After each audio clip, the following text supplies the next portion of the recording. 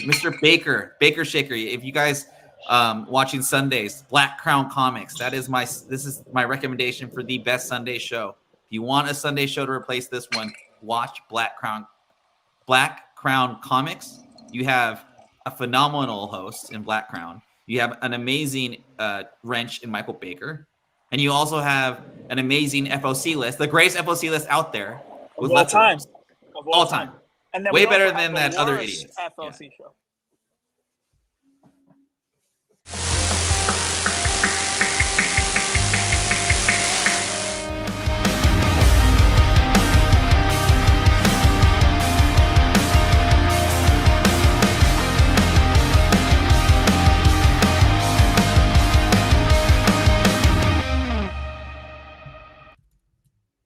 Happy Sunday, everybody. Welcome to episode 69 of the weekly comic wrap-up. Yes, I gave it a slight pause. Don't, you guys with your dirty minds, come on, you're better than this. You're better than this. But yes, 69 episodes already. Shout out to Ferdy, man. Ferdbird. His last show was Thursday, guys. It was both heartwarming and heartbreaking at the same time, right? I was enjoying it, but at the same time, knowing it was his last show kind of made me sad. But Ferdy is an absolute gem within the community. He's been doing some content for like two plus years now. And if you guys missed out on Thursday's show, Thursday was his goodbye show. I don't believe it. It's not a goodbye show, Ferdy. It's a see you soon. I know it is. You're coming back. We're going to have you here on Sunday. Anytime you want. The door is open, but I appreciate the shout out. I know that everybody you shouted out definitely appreciates it. Michael Baker included. The fact you included Michael Baker in the shout out meant the world because he's equally part of this channel. But yeah, I was live, unfortunately. Well, not unfortunately, I was live with Covrprice, so I unfortunately couldn't be there live, but did catch the replay. And when I saw that, a tear came to my eye. So thank you, Ferdbird. But guys, we have a lot to discuss, man. Some crazy things happened this week. CGC, oof. We will get into that in the Hot Topics portion of the show. But there's also the FOC list, the market report, and tonight's guest, guys, making his YouTube debut. I could see him smiling backstage already, all giggly and stuff. If you were ever wondering, when it comes to Covrprice, the top 10 lists, the Shakers list with myself, Laura, Chris, Marty, Gabe. If you're wondering who is making us stumble on our words, the tongue twisters, he is one of them. And for the first time ever, he's making his YouTube debut. Guys, welcome my brother, Travis. Travis, how is it going, buddy? Good, man. How's everything going? That was a heck of an intro. Love it. Thank you. Dude, I'm doing good. I am, how can I say it? I'm filled with questions for you because boy, oh boy, do you ever get us with some of those write-ups. But man, I always look forward to not just being part of the show, but you know, the day of, you guys on Covrprice, of course, are dropping the articles. We get to see the full write-ups by you guys. There's also books that we don't speak about, right? There's always a few more slides that make the way over onto the the article over on Covrprice. So if you guys miss it, I encourage everybody to check out the Shakers list every week. But you, my friend, with the awesome taste, the awesome choice of words, it's funny because God bless Laura. Thank her for ever asking me for being part of the Covrprice crew, the Shakers crew. I owe her the world. It means a lot that she even thought of me. But it's funny how things work because you and I connected, right? And we have way too much in common. Way too much. It's pretty wild, honestly. Yeah, from music, from comics, the taste of even cartoons, you name it, video games. We're both hooked on Pokemon trading card game right now over on our cell phones. It's a problem for sure. It is. I'm doing everything possible to play that game without having to pay for stuff, right? You don't want to pay these packs. It's tough. It's tough. Yeah, no, it is. It is. I mean, I wish I could say the same thing, but I made it like 3 hours before I paid for something. Yeah. But Travis, thank you for choosing to obviously come on here as your first gig on YouTube. I appreciate that. But let's talk a bit about you. Let's not talk about all of the fun stuff just yet. We're going to talk about you because not only do you do write-ups for Covrprice, you also have a shop. Yeah. So a couple of years ago, just decided to kind of turn the collecting hobby into just something, kind of on the side fun. And it was about the same time I started to see Whatnot kind of gaining steam. And so just put a little shop together on Whatnot, and used to hit it pretty regularly, just about a couple times a week. I've scaled back just a little bit just because of life craziness lately, but yeah, it's been a lot of fun, and the shop's called Trek Wars Comics, yeah, kind of a combination of the Star franchises. Yeah. So A combination of the Star franchises. We all know which one you prefer more than the other. That's for sure. Star Trek, right? There you go. right there. There you go. But yeah, man. So if you guys are wondering, you can check the description of the video. I put the @ for his Instagram of the shop, so go check it out. Show some love. But back to Covrprice, the write-ups. How did this come about, man? It's funny. So it came about because of the shop. I was I needed some help kind of pricing. I was buying books in bulk and trying to price things out, and trying to figure out, where I wanted to kind of range anything as I was selling it, and started using Covrprice regularly. And they had they had an opening at Covrprice, and they sent out an email, and I reached out to them, and we chatted for a little bit, and ultimately ended up it kind of veered itself into, hey, do you want to do some of the writing for us on the Shaker Report? And then I was like, absolutely, I'm down. So yeah, I actually had not done a lot of writing to start with, but it's kind of taken off. It's been a lot of fun. Those guys are great. They're awesome. Yeah, it's funny because every Thursday I go live with the crew, and then I'll pull back the curtain a bit, guys. We're a little disorganized when it comes to the Shakers crew. That's all I'm gonna say. So like we go live, and sometimes we're like, all right, man, like we don't even choose an order. It just like spontaneously happens. We might chat backstage while the show is live, like, okay, Lando, you're going first, this guy's going second, and that's how we do it. So there's nothing rehearsed. It's we just have fun with it. And it just so happens most of the time I end up getting your write-ups, and it's books that we both really enjoy. Just this past week there was the Dragon Ball Z, and you're like, dude, I knew you were gonna get this book. I knew it, and it wasn't done on purpose. No, it was great. I was telling you earlier, I was riding down the road, and I had it on through the speakers in the car, and it said, oh, next up we got the Dragon Ball Z book, and you started to read. I was like, man, of course he ended up with this book of all the books. Yeah, Yep. It was great. It was perfect, actually. So I think my face told the story when Dr. Yo-Yo said he does not like Dragon Ball Z. I was like, excuse me. But yeah, no, hey, to each their own. I love Chris. Dr. Yo-Yo is one of the best. But anyways, guys, please do yourselves a favor. Get to know Travis a little more as well. I put his Instagram handle also in the description of this video. You're going to notice he's also a musician, plays music. So that's another thing where he and I kicked it off on. But the Panthers thing, that's just him. That's not me, guys. He's a Panthers fan. There you go. Overtime win was crazy. It was crazy.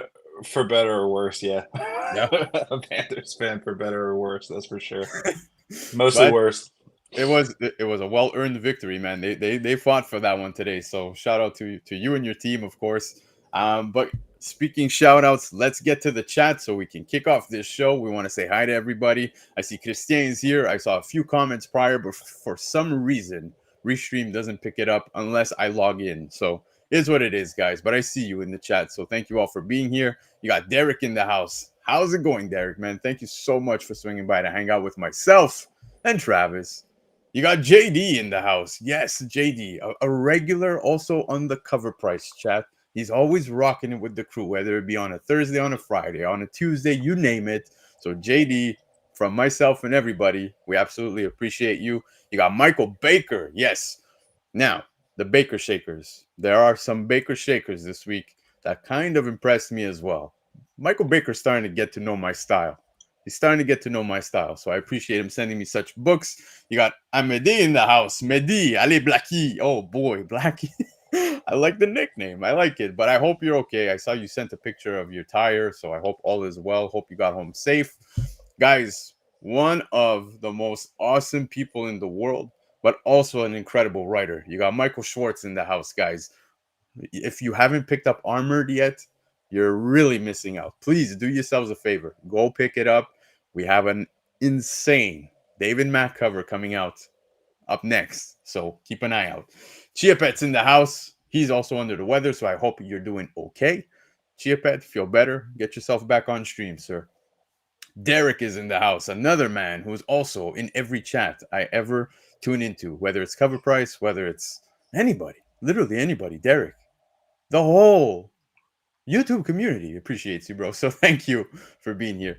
You got TKO Collectibles in the house. TKO, what's going on? Greatly appreciate you swinging by to hang out tonight. We got a fellow Montreal Canadian in the house. We got Steph's Comics. What's going on, brother? Yes, cause of the rock and roll. You know a little bit of Italian? You're going to learn some tonight. You just might learn some tonight in the chat. All right, Travis? I'm ready. Speaking Covrprice, this gentleman right here, Lefteros. We're going to go through the FOC picks in just a minute. Let me tell you, some banger books on his list. If you follow him on Instagram, you get a glimpse of what's making that list. But tonight, we'll give you the rest. JF is in the house. What's going on, JF? Greatly appreciate you swinging by. We've got N-Town in the house as well. Man, the chat's rocking tonight. The chat is rocking tonight. What's going on, Derek? Appreciate you being here. Pacino's in the house. Dude, I'm actually up against him in my NFL fantasy pool. I think I'm above him by like 1 point. I don't know if it's going to hold, though. I don't know if it's going to hold. Might be close. Might be close. I'm having a good year so far, so I ain't going to complain too much. So I'm actually in a pool. I'm in a pool with Lefteros and this guy, Pacino, right here. This awesome man. And yeah, it gets rough, bro. We look like friends, but we're not. When it comes to the NFL pool, nobody's friends. Oh, yeah. The fantasy group chat's brutal. Yeah. You got Comic Ozzy in the house. What's up, Paisan? Going live Tuesday on Whatnot. You were speaking Whatnot. I encourage everybody to go check out Comic Ozzy. He's dropping always the most banger books, guys. So do yourselves a favor. You got Nerdy Geek. What's going on, Nerdy Geek, man? Appreciate you swinging by tonight to hang out with us. What can I say is also in the house. How's it going? What can I say? I know who you are, by the way. I know who you are. We got Matt. What's going on, Matt? Appreciate you. Hey, we'll take the win. There you go. Take a win. Take the W, yo. Well deserved. The OT win was massive. What's going on, Rebel Recess, man? How's it going? Appreciate you swinging by. Brace yourselves because Travis is going to give us some crazy information when it comes to the FOC, right? We're going to go through this together. He can't wait to talk Star Wars, is what he told me backstage, guys. That's what he told me. What's up, Chucky, man? Appreciate you coming to swing by and hang out with us tonight. It means a lot. We got Steve, my brother from Team Nerdherd, sorry. Over on Nearing Nerdvana, guys. Go check out Nearing Nerdvana. I was talking about Miss Bird City Laura. That you'll find her there too. It's her channel. Go support. You got Team Nerdherd doing their things. I always avoid the toy stuff because I just don't want to fall down the rabbit hole. The only Italian you need is, yeah, everybody wants a meatball, bro. Everybody wants a meatball. Travis, that's what he wants. He just wants meatballs. What's Lefteros here saying? I'm pulling for Black Crown Comics, lesser of two evils. Is you sure about that? Cliff, what's going on, Cliff? Guys, Cliff.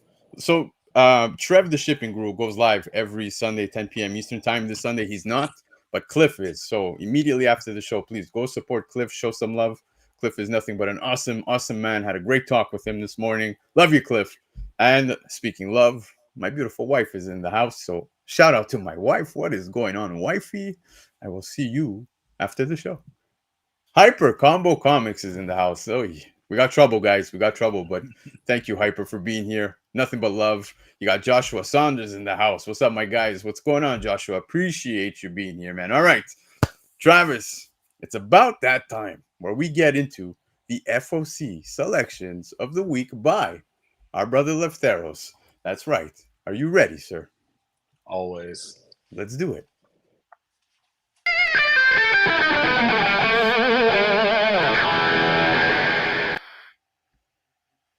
All right, FOC selections for the week of November 11th. Now, we spoke your shop, the Trek shop, but if you want to get your FOC orders in these are your places to do so. So if you're in the United States, well, go visit Comic Nation because they've already got 15% off of the cover price. Get yourself an additional 5% off by using discount code Black Crown. Again, comicnation.us. And if you're in Canada, go visit comiclegion.ca. They already got 20% off of the cover price. But if it's your first order, get an additional 5% off by using discount code ENLIST. There you go, baby. So you're covered in Canada. You're covered in the United States. Now, quick disclaimer. We are showing you books selected by Lefteros. Not myself, not Travis, not Lefteros, are telling you to buy every single book on this list, but feel free to purchase whatever you think is worthy of a pickup. To kick it off, Travis, we have Ultimate Spider-Man, issue number 12. This is the main cover, and it's the end of story arc issue with a holiday theme going on over here. Chichero being one of my favorites to draw Spider-Man in a long time. But look, Halloween's come and gone. We're already in winter season, baby. It's Christmas time. I'm turning on the TV. It's playing Elf. It's playing Home Alone. That's where we're at, guys. Marvel's already moved to the Mariah Carey part of the year at this point. Nah, this dude, this cover is awesome. Actually, I saw it, and I literally was like, yeah, this has got to happen. It's definitely going to get bought. Dude, it's a sick cover. I look, I'm a sucker for the Christmas themed covers. Depends which ones. There was actually an Incredible Hulk 20 that just passed. I think it was like last week or 2 weeks ago on FOC. I like those covers. You know what I mean? So I picked them up. But if we're gonna talk covers, dude, I know this is a nice one, but look at this 1 in 100 incentive of MJ done by Ji Hung Lee. Beautiful, unbelievable. Just I know we had I think we have a couple Lee covers on this one coming up, but this one is just of the ones that we have. This one is just unbelievable. I was just just kind of speechless. 1 in 100 though. I don't know if I'm going to be able to run across that one. Well, you're in luck because they have the trade available as well. So if you guys don't want to fork out the 1 in 100 money to get the Virgin, I don't care very much for the Virgin stuff. I'm all for that trade. Give me that trade. I'm okay with it. It is gorgeous. I love it. I don't know. I love it. I'm putting it up there as one of my favorite covers this week. One of. And let me tell you, there's a lot. There's a lot. But we'll get into it. Let's keep it rolling. Conquest 2099, issue number 5. This is the main cover. And here we're getting the first appearance of Madam Web 2099 because, yes, in this Conquest run, we've been getting tons of first appearances of characters in a 2099 form. Yeah, I haven't even kept up with this at all. I remember it dropping a couple months ago, and I half considered it, and then ended up kind of missing it. And then once I missed it, I never really went back for it. But it's not my favorite cover ever, I don't think. But it's a first appearance, so if you're into that, go grab them, I guess. Yeah, exactly. If you're into it, pick it up. Pick it up. Yep. Like Madam Web. Yeah, I see love for comics with the face palm already. There you go. Love for comics. Nothing but love for you. What's going on, Jeb? Man, Jeb's in the house. I was talking to him. Venom War is coming to end. So once that does, I really want to get Jeb on to talk about that. I don't know if you're keeping up with that, Travis, but man, it's going to be a fun discussion. So Jeb, can't wait to have you on. But speaking this week's FOC, Daredevil issue 16 Bagley variant. We have an unrevealed spoiler variant, possibly featuring a new character. I feel like every week we've been getting like spoiler covers over on FOC. Daredevil's been rather interesting. It's enjoyable, but I'm curious to see what this is about. So I think I'm gonna play it safe while it's at its lowest price of $4.99, somewhere around there. Get myself a nice 20% off, and yeah, this is an order for me. I'm gonna lock one down for sure. I mean, anytime I think. I mean, especially if you're into the character, just jump on it. But that little extra, hey, it's a Mark Bagley cover. Those things can pop at times. Just go ahead and grab it. I mean, if you can get it at cover price, go get it. Yeah, I gotta say, Bagley is one of the nicest guys I've ever met at a convention. He always is there for the fans. He's signing like crazy. Does it for free. You just gotta donate to like his charity. And yeah, man, it's just I love Bagley's work. He's one of my favorites to really work on Spider-Man, to be honest. So yeah, this is a pickup for me. Definitely. Yeah. But anyways, let's move on because we have Dull Parts, A Lovesick Tale, issue number 1, new prequel entry in the Lovesick universe featuring the origin of Domino. Now, I know some people were really enjoying Lovesick. I gave issue 1 a read and I was like, yeah, not for me. It wasn't for me. But if this is for you, not only do you have this awesome cover A, you got yourself another neat cover C here by Luana Vecchio. I think this is a gorgeous cover, Yeah. like really pops. But besides that, the 1 in 25 incentive, basically the cover A as a virgin, looks great. Yeah, it does. Vecchio's art is awesome. I mean, it's absolutely awesome. I'm kind of with you. Um, I sort of dipped my toe into the water on Lovesick and kind of was in the same boat where, I was like, I'm probably not going to pick it up, but her art is killer. It's just Yeah, killer. it's so good. Sequential Geeks in the house. What's going on, brother? Appreciate you being here tonight. But yeah, art is killer. The read was meh. It was not for me, but it is what it is. Keep it rolling. Oh, speaking things not for me, Star Wars Ahsoka issue number 6, main cover. Now, first appearance and cover of the Great Mothers, Clotho, Actropa, and Lachesis. Did I get it right? Did I? Because then you got To be, hold on, sorry, I missed it. First appearance of Enoch. I think you got that one right. The rest was Yeah, not so good. I honestly couldn't tell you one way or the other, man. I always feel like I take my best stab at them, but they always end up wrong. But I will say, this book has actually been okay. Barnes and Genty, they've been great. I mean, they did Mandalorian, and it was enjoyable, and it was a series that kind of has held its value too. But I'm kind of all in on the Thrawn stuff. I love it. So having Dave Filoni kind of help with some of the story on this is nice, and the series has been good. But yeah, I mean, if you're into collecting the Star Wars stuff, uh, yeah, I mean, you might as well go ahead and pick it up. You're probably already several issues in at this point on all these first appearances.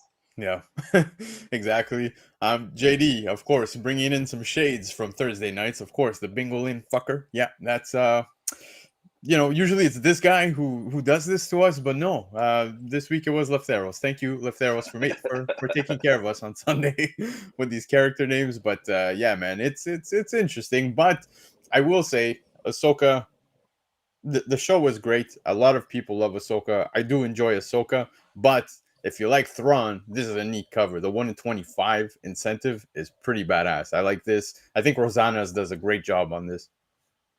Without question. Yeah. I'm again like the if you throw any kind of Thrawn cover out there, I'm at least gonna stop for a second, like, yeah, I'm probably gonna get it. But yeah, it's this one. Of the two, I think this is the better one of the two. Yeah. Now, Derek in the chat saying that he smoked a cigar with Lars last July. Are we talking the Lars? Like Lars? Let us know, please. Yeah. So Lefteros is saying that he needs this 1 in 25 ASAP. It is a very nice cover. Like I said, if you're a Thrawn fan or even just a Star Wars fan, I think this is a very nice cover. Canadian Survivalist is in the house. Thank you so much for swinging by. We are running through the FOC, so you're just in time. Lefteros also putting out some information saying that there is also an Enoch 1 in 10. So there you go. Given that we're going to be getting the character within this book, that's also a good grab in my opinion. So might as well. Yep. But anyways, we're going to look at some beautiful covers, of course. How can we not look at Action Comics issue 1078 right here as cover B? To your left, you have Sweeney Boo doing this variant, and then to your right, you got David Nakayama on that cover D. My oh my, that looks amazing, dude. The Nakayama is stunner. It is a stunner for me. Though I think it's crazy that I'm usually always going to lean towards the Nakayama stuff, but another crazy thing is the Sweeney Boo stuff. The Sweeney Boo stuff doesn't typically jump out at me, but this one is just really striking. I don't know if it's the doves or what it is, but it's just a killer cover. Yeah, I think it's the blurry dove photo bomb that just really makes it pop, right? Right. That was like, now screw this, I want in. I'm in. Yep. But no, two beautiful covers. Myself, the Nakayama is just absolutely stunning. But speaking cool covers by DC, man, Zulo's been crushing it with these Yeah. covers. She did the Halloween ones. I love Zulo's work. Zulo's in her own style, right? Yeah. Like it's just you see the artwork and you're like, yep, that's Zulo. And that's something I love about certain artists where you can just identify them through the art. Batman 155 right here by Zulo on the left. And then you got Green Lantern issue 18. Like I said, guys, we're in holiday season. The holiday spirit is alive in comics. These are both must gets for me. Like Zula's art, especially these DC covers, are just perfect. I mean, they're just absolutely perfect. Her style is just unique. It's just you can always recognize it the Yep. second you see it. So these are must gets. I mean, I'm going to grab as many of these in this series as I can. They're so cool. Amen. And Slay, appreciate you being here in the chat. I agree with you that the Halloween set was fire. It was absolutely amazing. Love it. I gotta say, between the two, normally Batman's my guy, but like that Green Lantern cover is just so good. So good. Yep. Yeah. 100%. Zulo equals fun covers. Love for comics. Couldn't agree more. But we gotta keep it rolling. So let's get to the next books. All right. We've seen these MCU variants, right? The Marvel cinematic covers, whatever. Deadpool 9, this Park variant. I think this is a good pickup. You match it side by side with the Wolvie one, the Wolverine. I think it's awesome to have in the collection. Yeah, definitely. They kind of remind me of the and I know I'm going right back to it here, but they did a run of Star Wars variants last year where they were all kind of they were all kind of individual character cover variants, and they sort of remind me of those. They had the kind of similar feel to them, but the MCU or the Marvel Studios variants are just they look better. I mean, they're just better all around. And Yeah. this one is, I agree with you. This one's just one that you probably want to grab if you can get a hold of it. It's nice. I'm definitely ordering one. Ryan Reynolds, we are both Canadians. Let's make this signature happen. Please, everybody, Yeah. comment below. Tag Ryan Reynolds. Be like, please sign Lando's copy, BC's copy. Make it signed, please. Thank you. Just go for a full-on collab. Yeah, we should totally do that. Totally, I could see that happening. Maybe I could be the next. What was the name of the character there? Was it Bob? Yes, I think it is. I think it was. Yeah, I could be the next Bob.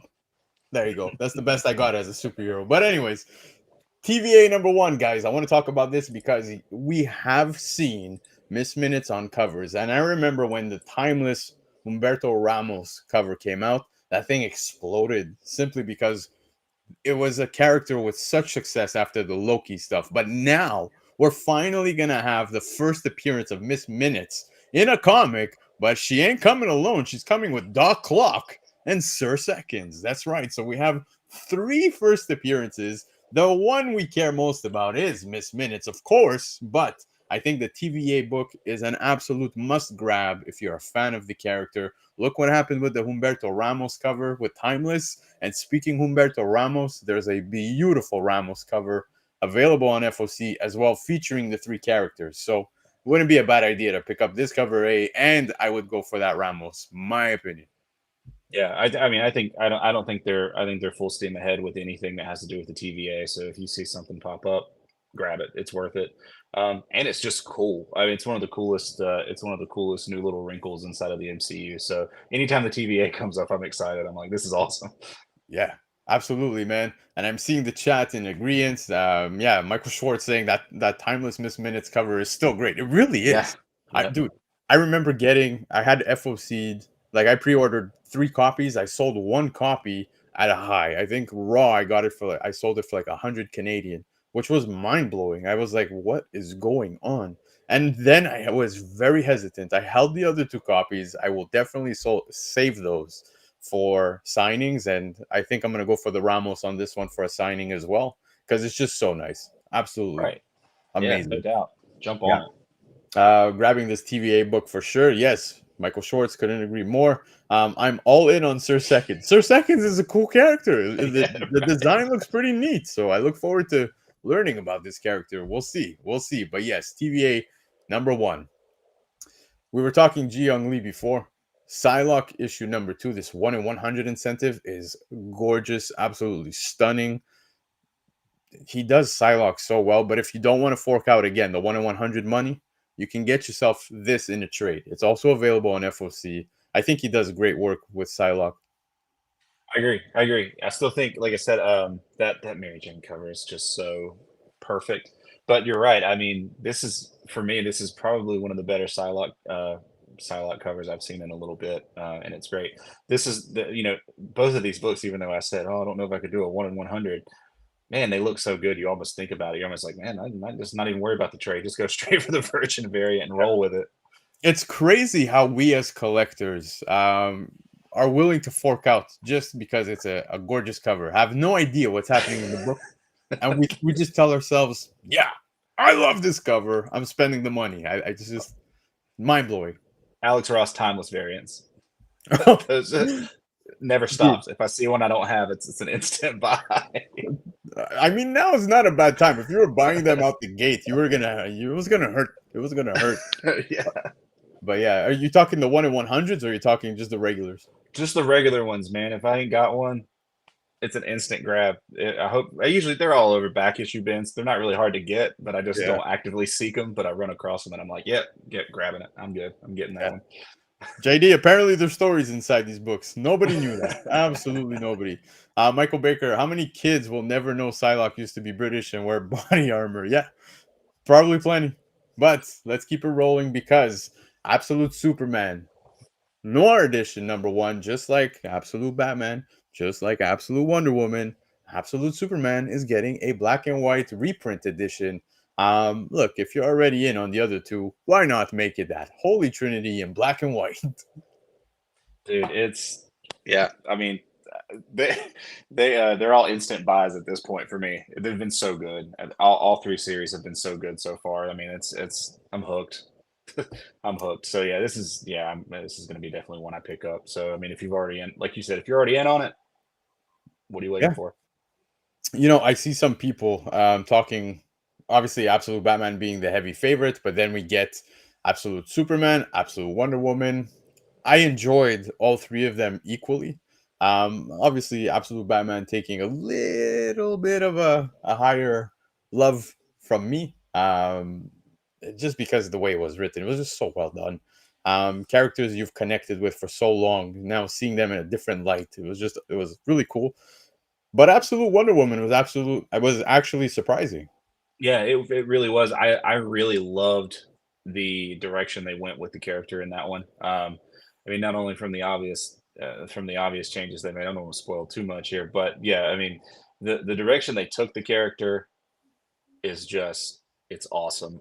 As far as Batman's concerned, for me, if you're telling me that you're going to flip the script on Bruce Wayne or any of the characters, you probably couldn't be safer handing it to somebody other than Scott Snyder. So, yeah. I mean, his 2011 run is still like upper echelon Batman. It's unreal. So I was excited. I knew it was going to turn out great. I didn't know it was going to turn out as good as it did, though. It's been awesome. Dude, exactly. You nailed it on the head. I knew it was going to be great. Didn't think it was going to be that freaking great. I was like, holy cow. I know some people might think I'm overhyping it, but no, I really genuinely enjoyed it. But speaking of Absolute Superman, we also have issue 2 that is on FOC this week. So you might want to pick this up because you got possible first full appearance of Absolute Brainiac. Now that's going to be interesting to see Brainiac from this universe. So that's just going to be fun, man. Like I again, really look forward to picking this up. Yeah, without a doubt. I think Lefty might have said something about Rafa Sandoval's art in these books. In Absolute Superman number 1, I was blown away. I don't think it's being talked about enough, but it's killer. Yeah, I agree with you. And shout out to JD for bringing up the data here from Covrprice, saying 439 copies sold this week. Insane. Got that info from Covrprice. I'm assuming you're talking about Absolute Batman. So yeah, I could only imagine. Dude, that book's flying. Yeah. And it's interesting because they say over 200,000 copies sold, right? This was at FOC. So obviously factor in the exclusives, etc., and all of that stuff. I knew that the book was hot. I thought 200,000 copies we're going to see very low sales, right? Because it's high order. No, we got the complete opposite. Right. Yeah. Right. It's been absolutely insane. Oh, Superman. The reception. Oh yeah, yeah. I just saw that. Yeah, Superman did Not 439. bad. Holy moly. Not bad. What's going on, man? Sam Al's in the house. Guys, show some love to Sam Al. He's in the chat. I appreciate you, Sam. Thank you for coming to hang out tonight. But let's keep it rolling because up next we have Superwoman Special number 1. This 1 in 25 incentive featuring Superwoman and Lobo on the cover. Mark Spears having a killer year, literally. Absolutely amazing. This cover is insane, dude.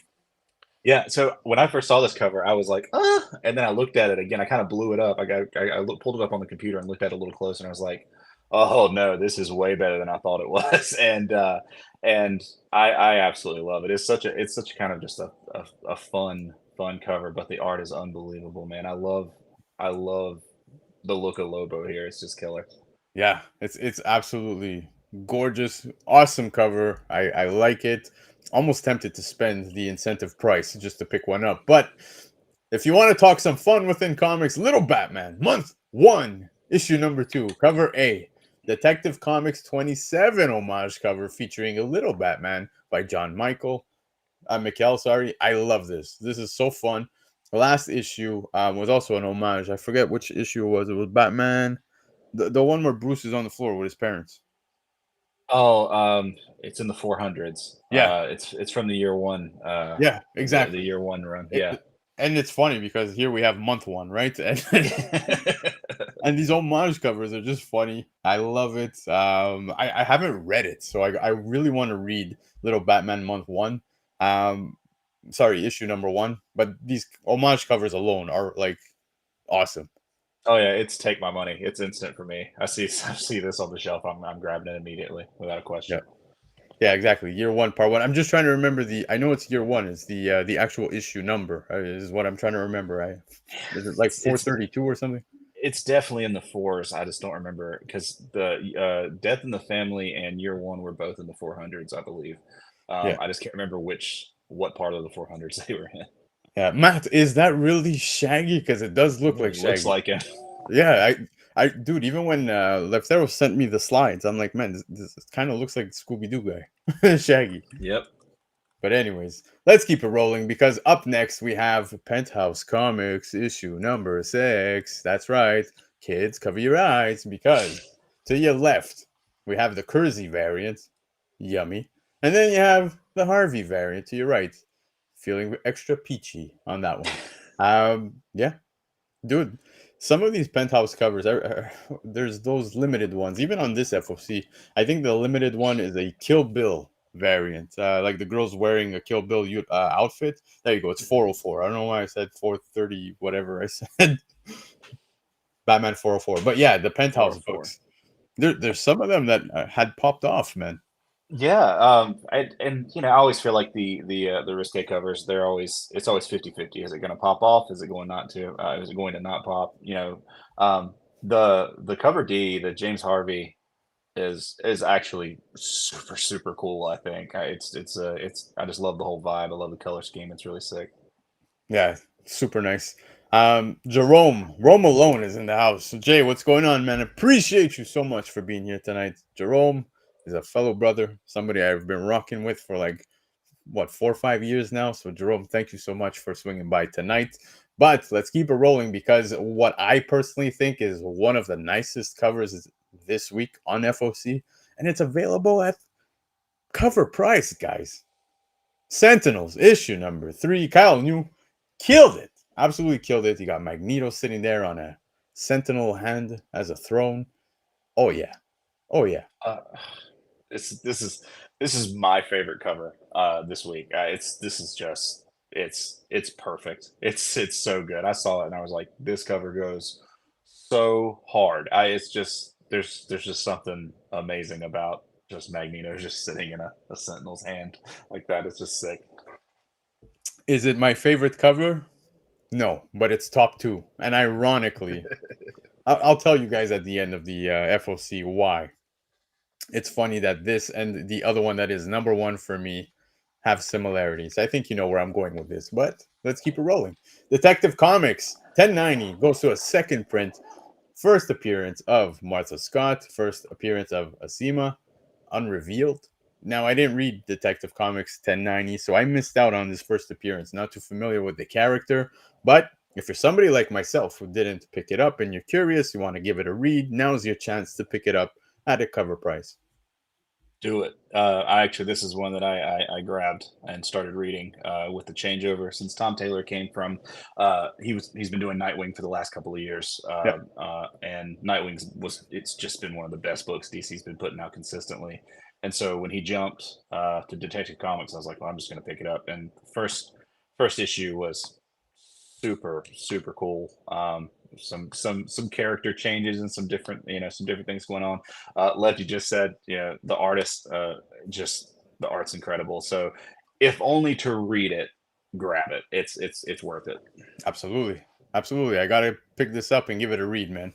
But let's keep it rolling, because up next, Transformers #1 is going to a 10th printing, guys. We all saw this comic. Don't act surprised. But here on the cover B, you have the first printing cover homage. You remember that. Daniel Warren Johnson giving us Optimus Prime in this exact freaking position. But this time around, it's Starscream, which is neat.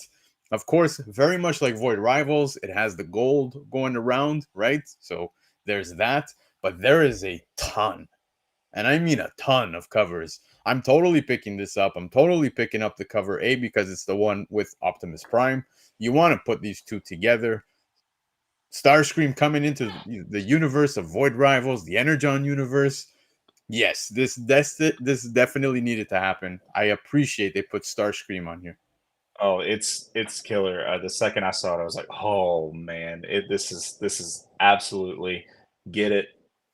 Don't think about it. This is an incredible cover, and I mean, even the cover A of this series was amazing with Optimus on it. So just having the two to match up is just, you got to complete the set on this one.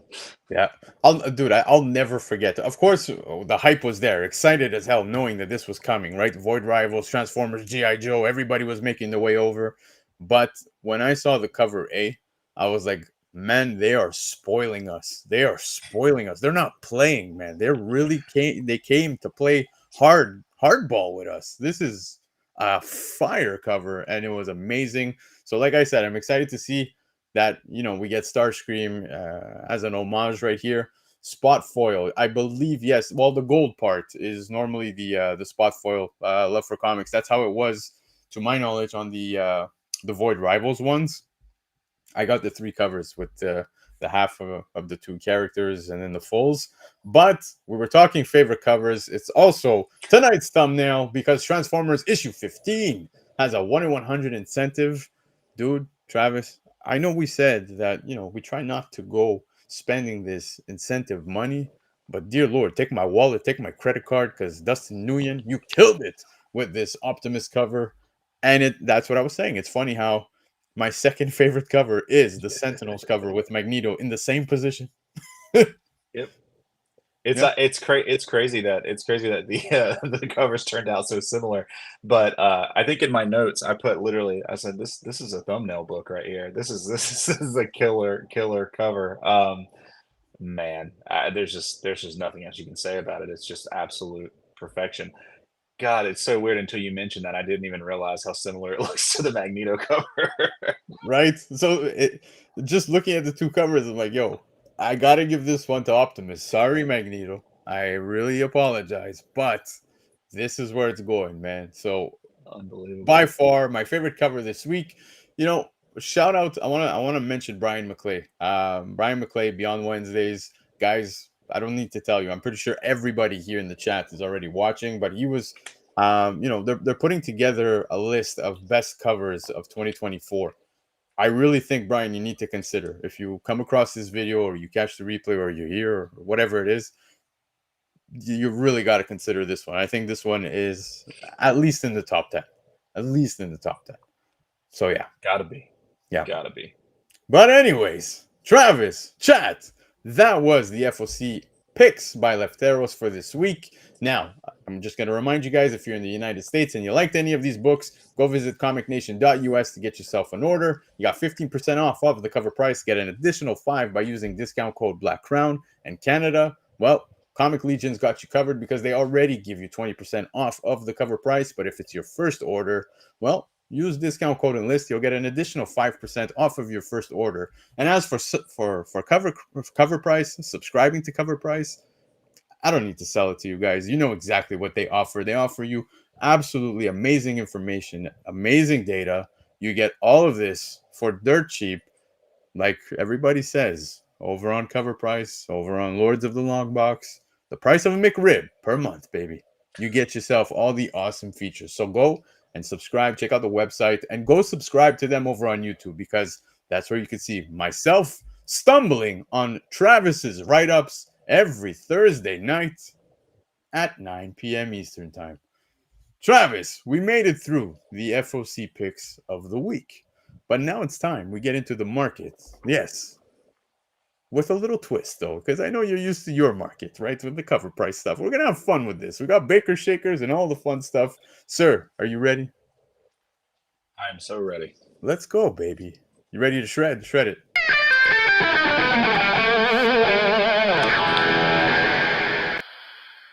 All right, guys. Market report. Market reports. Now, hold on. Do you guys see the market report? Did it pop up? It was there? All right. Market report. Let's get into it because we have some fun books. Now, every week, what I normally do on the market report is look at everybody's list. The House of Stein, CBSI, Key Collector, Cover Price, Go Collect, checking sales on eBay. Ferdy, I know you stopped. I will still go back to watch your videos just because I miss you. But everybody that is posting books for sale, I'm always keeping an eye out. But for this week, we're going to focus solely on some Cover Price and the Baker Shakers. So let's get into it with the first book. A very interesting book. In fact, I saw this sale take place Sunday last week, right before I went live.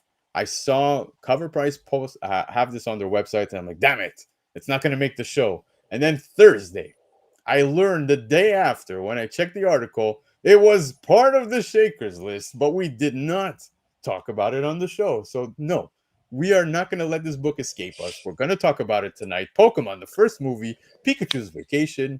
There's only 30 CGC 9.8 copies on the census, guys. CGC 9.8 had its biggest sale to date over on Cover Price for $400 US. It was a Cover Price daily shaker. Ah, yeah, I like this. I knew this was going to find its way onto the show. I don't know how I knew it, but I had this feeling that it was going to magically find its way onto the show. That's a huge sale. It just maybe just based totally on scarcity, but Pokemon is never ever down. It's so it's just it always sells. So yeah, I mean that's a big win, and if you're able to come across one, even raw, grab a hold of it if you can. For sure. Yeah. Rome Alone saying he's got one. No way. Let's talk. Yo, Jerome. But yeah, man, it's a very, very interesting sale. Highest sale to date, CGC 9.8 for $400 US. Very impressive. I love the cover. I love how Pikachu takes up the whole cover, by the way. Gotta do it. You literally have like some of the biggest Pokemon there. You got Onyx, you got Charizard. No. Pikachu's going to take it all. I remember 96%. Yeah, you're playing the Pokemon trading card game right now. Does this factor into the sale? Is this why? I don't know. I don't think so. But maybe it played a slight role. I don't know. What's funny though is the card game has the original card of Pikachu from when I was a kid, and it's Fat Pikachu. That's when he was he was overweight. Yeah, he wasn't. He was living good. Yeah, I remember when we were kids and we all got that Pikachu for the first time. I know we all were like, "What is this? What is this? Like, is it Pikachu?" Yeah. Oh man. Yeah. No, it's it could be, there could be a little bit of a bump from the card game. It's just, for me, it just always feels like Pokemon always pops. Doesn't matter what it is, whether it's those Time magazines that like these things are still available, they're still out there. They're gonna pop. They always pop. It's just the way it goes with Pokemon. It seems like. Yep. JT's in the house. JT, how's it going, man? Appreciate you swinging by. We also got my brother Alex in the house. So, Alex, thank you so much for being here tonight. I always catch Alex also over on Covrprice, so it's nice to see you here as well. But yeah, Fat Pikachu, I used to call him Pikachu. Pikachu. That's what we were calling it. So, yeah, he's grown out of that. He's grown out of that. So, congrats, Pikachu. But anyways, look at this one, Superior Spider-Man issue 17, another book that made the Covrprice Shakers list last week, but we did not talk about it on the show. It's actually the Italian embossed Virgin variant, covered by J.G. Jones. It's got foil accents on this, which is sick. Every time I see this cover, I think of my good buddy Uni X over on Instagram, because this is his like his icon on Instagram, the profile pic. I love this cover. It's so good. Now, you know, Panini and all that stuff, right?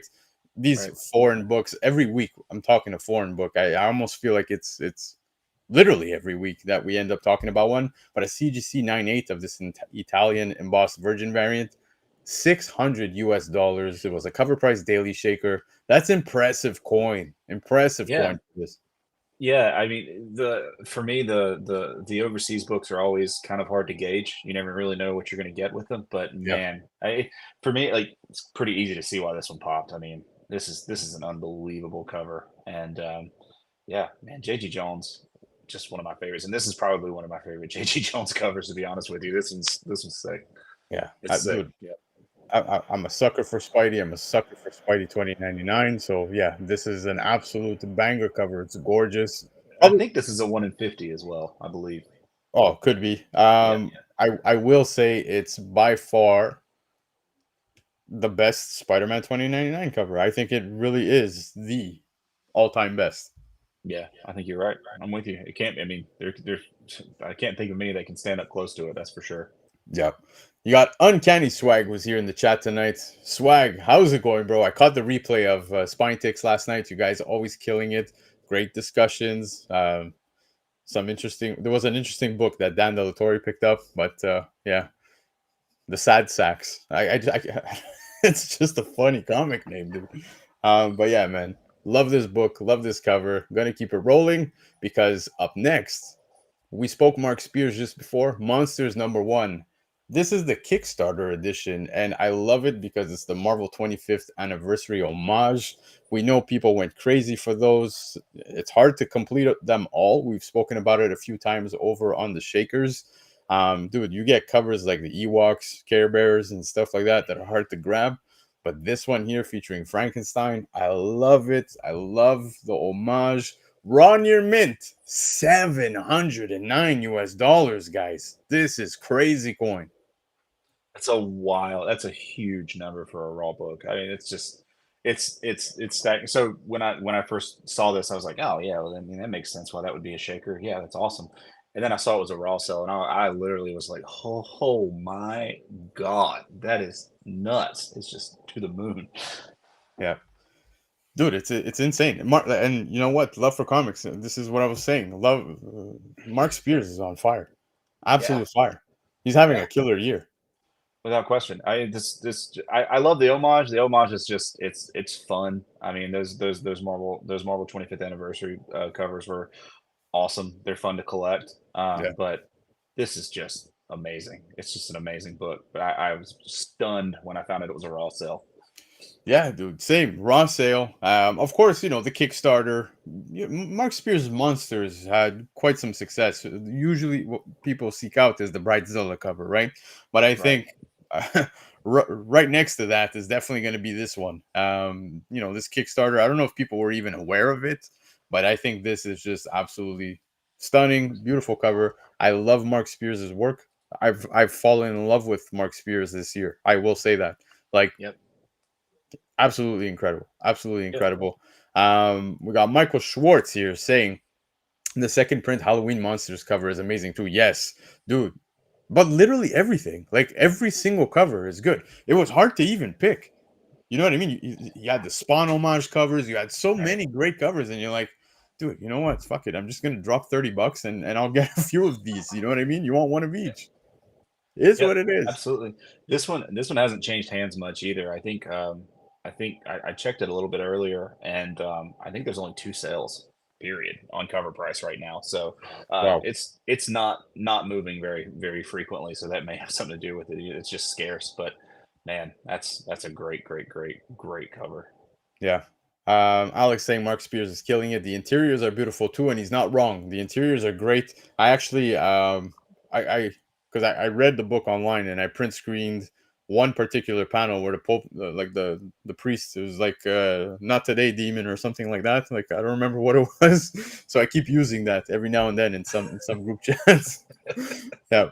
But yeah, it's a wonderful book. Wonderful book. Ron Yearman, $709. Very impressive sale. But anyways, let's keep it rolling because video games are inevitable when it comes to lists over on this channel. You got Adventures of the Super Mario Bros. Issue number 4. There's only 11 CGC 9.8s on the census, and 10 of them, which are blue labels. CGC 9.8 sold for $300, was a cover price daily shaker, and it was also a Baker shaker because yes, he sent it to me as well. Just like you said, man, video game covers are inevitable. I feel like it's just a given. Every time you see one, you should just probably go ahead and grab it because this is the kind of thing that happens. And you know, 11 9.8s.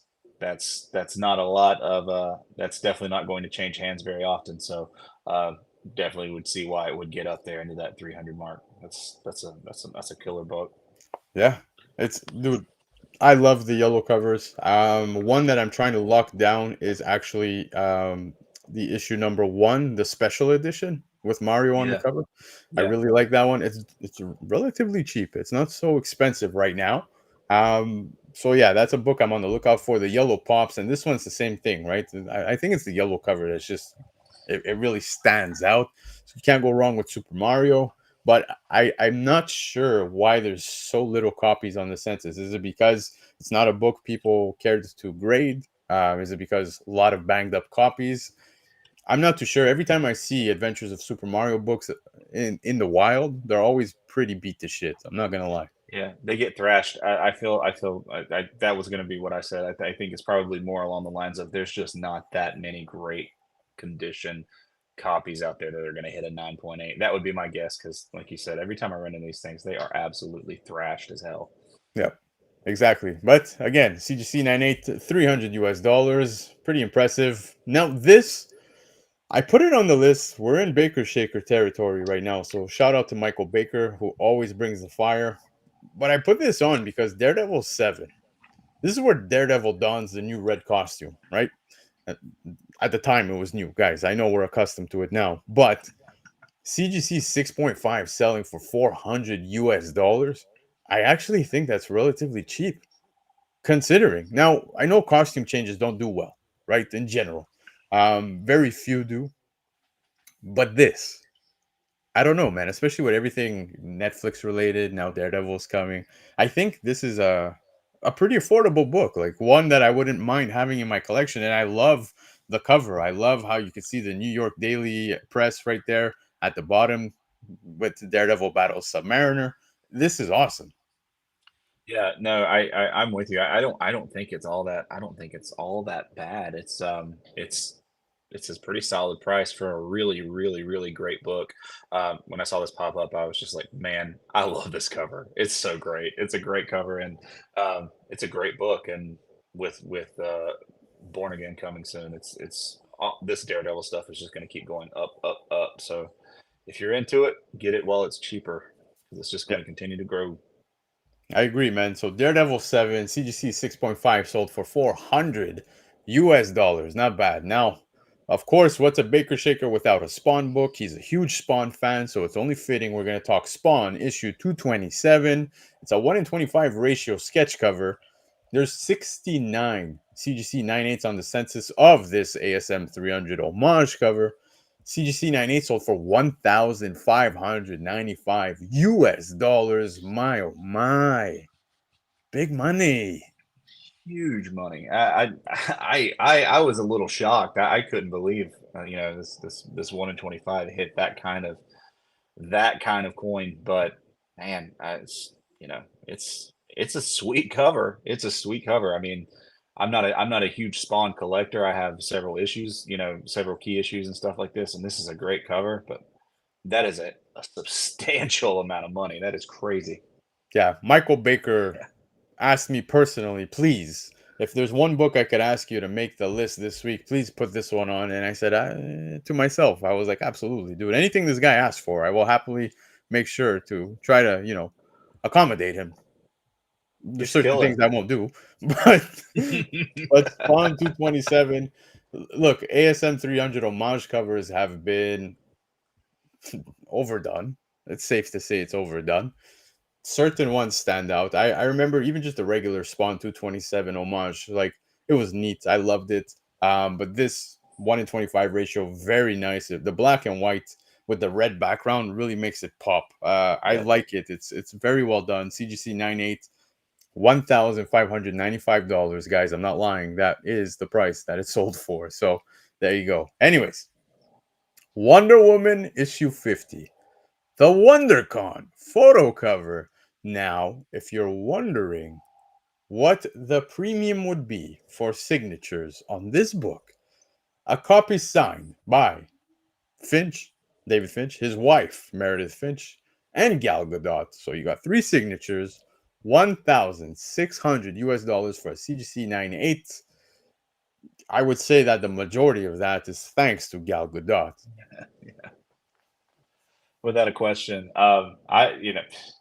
Signed books are for me. Signed books are so hard to gauge. You never really know. It's really it really comes down to. I mean, it's all comics really, but when it comes to signed books, it's really like, how bad do you want it? What are you willing to pay for it? And these books, they get up there, and to the right buyer. Yeah, I mean, I can see it happening. That's a big number though, for sure. Absolutely. Is Gal Gadot your forever Wonder Woman? In my mind, yeah, I think so. I kind of can't see the character without seeing her now. She really, really, really kind of really killed that role, especially early on. I mean, the first Wonder Woman movie for me was so good, and it's And then kind we of got the just. second one. I was gonna try to be easy on it, but man, yeah, now the second one was so disappointing. But the first one was so good, and I remember thinking, this is it. They figured Wonder Woman out. They got it. All right, awesome. Let's go. And Yeah. yeah, I can't not think of Gal when it comes to Wonder Woman at this point. I've just kind of stuck the two together, which for better or worse. Yeah. We shall see what happens moving forward in James Gunn's universe, but a signed copy by Gal Gadot, David Finch, and Meredith Finch, 9/8 sold for $1,600. Leftero saying, don't let Matt from Covrprice hear what you just said, because I'm sure he feels a different way when it comes to Gal Gadot. But anyways, look at this wicked cover, guys. X-Force issue 23, the 1 in 15 ratio cover done by Clayton Crane, and it is the Underworld homage cover right here. CGC 98, $400. Baker Shaker this week. I loved Underworld, still love it to this day. The cover's been, well, the movie poster has been homaged a few times. Looking at this cover, I would have not thought it was Clayton Crane. No, I was gonna say the same thing. Not my favorite Crane cover ever. It's definitely out there. But I do love Underworld, so it immediately catches my eye. You see something like, oh, that's Underworld. I got to look at this. I got to look at this. But yeah, I wouldn't immediately jump and say, oh, this is obviously a Clayton Crane cover. Yeah, exactly. It just, when I saw it, I was like, is it really Clayton Crane? It didn't feel like a Crane cover at Yeah, all. yeah, yeah. It's definitely. I mean, like I said, it's not my favorite. It's good. It's definitely not my favorite Crane cover because he has a lot of really wonderful covers. So Yeah, that's probably not too. That's probably not banging too hard on this book here. But I love Underworld, so it would be a grab if I ever got a chance to get a hold of it at an affordable price. But yeah, that's a big sale for a 1 in 15 for right. sure. Not too bad, not too bad. But my brother Dan Delatorre is in the house. Dan, I was just talking about you. Speak of the devil. He's here in the chat. I caught the replay of Spine Ticks last night. Amazing haul. You never disappoint when it comes to comic books and what you're picking up weekly. So Always a treat to watch, and hopefully Dan will get you on the show sometime this month because we've been talking about giving away an awesome slab, sir. So whenever you're ready. But I agree. Beautiful cover, X-Force 23, the 1 in 15 ratio cover by Clayton Crane, sold for $400 US in a CGC 9.8. Now, we were talking Spawn. I was kind of blown away that Spawn, the movie adaptation, photo cover right here. There's only 14 CGC 9.8s on the census, and a 9.8 sold for $90 US. That is relatively cheap, very cheap. Yeah, no, I was immediately like, I said, oh God, what did this sell for? When I saw 90, I was like, I should probably go look for one of these. Like, Right? this is nice. This is one of those that I saw immediately. I was like, yeah, I probably need to find one of these somewhere somehow. I'm sure there's probably I'm sure this and uh just like the Nintendo covers, I'm pretty sure they're most of them are thrashed. But if Yeah, you can find one in a really nice condition, I mean, yeah, even $90 for a 9.8, I mean, I'm not against that at all. right. Especially, dude, the love of Spawn. Now, some people feel a certain way about the original movie we got. I mean, guys, factor the time that it was released in. I mean, okay, I get it. But a lot of anticipation for the next movie. I think this is awesome even as a wall book, right? Just a wall Yeah. book to display it. It's awesome. And a CGC 9.8 for $90 US. Hell yeah, I'm a buyer all day. Yeah, no doubt. I mean, I've bought 9.8s I hate way more than this for $90. So, Right. you know what I mean? It's just like at that point it's not really that big of a deal if you kind of look at it like that, but that's such a comic way of thinking. Well, I bought Yeah. ones I hate. Well, I like way worse than this one for the same price. Yeah. But it works. I like Yeah. it, man. I jump all over it. I agree with you. I've purchased way stupider things at this price. So, yeah. Dude, yeah, I could go down a rabbit hole of stupid things I've bought, but I'm gonna skip that. Let's just get to the next book because Marvel Collectible Classics, Spider-Man #1. Oh, look at that, an ASM 300 cover. This is a chromium cover. Reprints Amazing Spider-Man issue 300 and a CGC 9.8 of this sold for $788 US, which I find it interesting because for that coin you could get an ASM 300, right? Yeah, without a question. I'm not sure when this came out, or what the print run was, but this one kind of knocked me back a little bit because that's significant. I mean, like you said, you can just go get the 300, which, you know, I mean, I guess if you're into chromium covers, rock and roll. But I think you just might as well just go grab the 300 at this point. But yeah, I don't know. Maybe it's a low print run. I'm not sure. Yeah, I'm not too sure what the print run is either, but I do agree. I would be definitely looking at the actual ASM 300. But again, if you're into this type of stuff, maybe it is because of the print run, etc. But the chromium cover, Marvel Collectible Classics, Spider-Man #1, CGC 9.8, $788 US. But hang tight, guys. We have a few more books. I had to bring this on because even when I was doing the cover, the shakers on Thursday with the crew at the end of the show, we go through some of the daily shakers.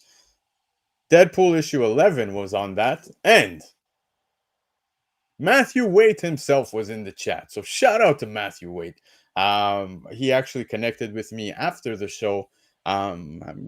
Super awesome guy, super nice. I'm a big fan of his work, but I thought it was neat to see this. The Hastings 8-bit variant that he did in the CGC 9.8 sell for $450 US. Rest in peace to Hastings, of course, because yeah, that is no longer around. But yeah, this cover is just great, dude. It's a pure Super Mario homage. Oh yeah, it's killer. It was so cool having Matt in the chat during the episode on Thursday. It was just kind of great, just kind of awesome just to have one of his books up there and to have him in there. It was just a neat thing. But I mean, it always helps when the book's killer too. So I love this Mario homage. It's awesome. It's just Yeah, sweet. But I and agree. 450 is a good get. I mean, that's a good sale. But um yeah, I mean, there's not. I mean, I know there was a rash of 8-bit covers that came out kind of right after this one. You know, but this one always just stands out. I don't know, it's just maybe it's the Deadpool factor or whatever, but it's killer. Yeah, if you guys have any Matthew Wade covers, I highly encourage you. I'm I know some people feel a certain way when it comes to remarks. Sure. But if there's anybody I want remarking my books, it's Matthew Waite. His work on remarks, on covers, like, dude, I've seen the recent Deadpool book that dropped, where it's an homage again, where he's just jumping on a Goomba, but it's Doom. He's remarked it so many times with different characters on Deadpool, and it looks so good every time. Like he never misses. Go check it out over on Instagram. But this Deadpool 11 is one that I absolutely need within my collection. CGC 98, $450. Very interesting sale. Now, we've got a few more to go, guys. Again, back with video games. It was a video game week, man. Baker Shaker this week. Injustice Gods Among Us, issue number 1. The comic was actually included in the collector's edition of the video game, in which I actually got that collector's edition. So I have this comic, but it also came with a ton of other things, right? You got the video game. There's a neat statue of like Batman being choked out by like Wonder Woman, and I have that as well. Such an awesome package that was given out for this video game. The collector's edition was wonderful. CGC 98 of this book sold for $299. There's also a second print that came out of this exact cover that you see right here, and it was black and white. So if you guys, want to opt out and just get the black and white one, you can still get that for dirt cheap. I wouldn't say you're gonna find it under $10, but still, it's good. Affordable. It's in range. Yeah. This I don't know if this was the number one that rolled into the ongoing comic series after the game came out, but if it was, that series, I mean, Tom Taylor definitely wrote that series, and it was a great series. Just as a reader, I mean, it was just a killer series. And the game was great, obviously, but yeah, it was an awesome series. It's kind of cool to see this book pop. That's really cool. Yep. Those special edition video game packages, man. If there's a comic in there, just go ahead and grab it. Well, you're not wrong. Right now, the Marvel Capcom fighting collections that's going to be coming out is actually coming out very soon. If you pre-ordered, guys, it comes with a comic book printed for just this release. So I imagine those are going to pop on the secondary market. So if you have the opportunity to pick it up, I encourage everyone to do so, because as you can see right here, Injustice Gods Among Us, issue number 1, CGC 98, sold for $299. Emily the Strange number 1. If you were, I guess, emo, if you were, but dude, back in my day, it's funny because the character actually took off. I think, if I'm not mistaken, it was because it was famous for being like spray painted, the character, right? Like this was a character amongst the underground scene that now made it to the mainstream. But Emily the Strange number 1. Apparently, Warner Bros. And Bad Robot are working on an animated feature for the character, and clearly it drove sales up this week because a raw near mint copy sold for $355. It was a cover price daily shaker, guys. That's a big one too. I mean, it's gonna work great if they end up following through with the animated series. I think it'll work great as an animated series. But you're definitely this is all just driven up by that for sure. That's a big sell for a raw book too. A couple really big raw sales this week. That's impressive. It is a massive sale. But yeah, exactly. Derek saying skateboarders loved it. Yes. That's what I'm saying, man. I was seeing this always when I was in high school. I was seeing this spray painted places. I was seeing all kinds of stuff, and I'm like, okay, well, what is this? And then now learning about Emily the Strange, Dark Horse. I think this was published. I think, correct me if I'm wrong, somewhere around 2005. So yeah, very interesting. Like we just both said, Warner Bros. And Bad Robots now working on an animated feature for sure drove this up. But raw near mint, $355 US. Very impressive sale. But guys, that was the market report. It is time for one last segment, Travis. And we're going to get into the hot topics of the week. I'm going to skip the whole guitar solo thing and we're going to get straight into it because there's a lot of hot topics, guys. And the biggest one, in my opinion, being CGC. I want to get into that talk. It's going to be rough, but hang tight, guys, because if you like slabs, well, I think we're going to have a very interesting discussion tonight. So, to kick it off, Travis, yeah, I had to kick it off with this for you. Lucasfilm is reportedly developing Star Wars episodes 10 to 12 to continue the Skywalker saga. Oh boy. Simon Kinberg is attached to write the scripts. Oh boy. I'm going to say it again. Look, love it or hate it, Star Wars content is going to keep coming. I have plenty of Star Wars content that I enjoyed, of course, the originals. I'm probably one of the few who enjoyed episode 1 because I know a lot of people hated it. Yeah, it's good. Love it. It's It's great. good, dude. The pod racing and everything was just so good. I was a kid in theaters, so that's 100%. I kind of wonder if that's just member berries, but it's I love it. I watch it all the time. It's fun. It's just a fun movie. Yeah, exactly. Now we fast forward to current times. People not so much enjoying Star Wars content that's dropping. I enjoyed some of it. I liked Mandalorian. I liked Andor. I can't say I enjoyed the rest, really. But No. where does faith stand with people right now with 10 to 12? That's the question. And I'm curious to see what the chat's going to say, those of you catching the replay, and of course, Travis, because I know you like Star Trek a little more, just a little more. But yeah, man, I mean, what do you think of this? if you ask me how I feel, it's probably not great, Bob. No, it would be fine. I was fine. I was kind of like, okay, cool. We all kind of knew something was coming. We're gonna get 3 more. Do we need, after the way the last one ended, Rise of Skywalker was not great. That's probably being generous. But you look at it and you think, okay, cool, they're gonna do that. Maybe they'll get some serious creative muscle behind it. And I'm not hating on Simon Kinberg, but I'm kind of hating on Simon Kinberg. You just go back through the writing credits. They're not wonderful. It's got some okay ones. I mean, you look at Mr. and Mrs. Smith. That was cool. That was fun. Jumper was fun. But there's some that aren't great. Fantastic Four, Apocalypse, Dark Phoenix. It's just not a murderer's row of great writing.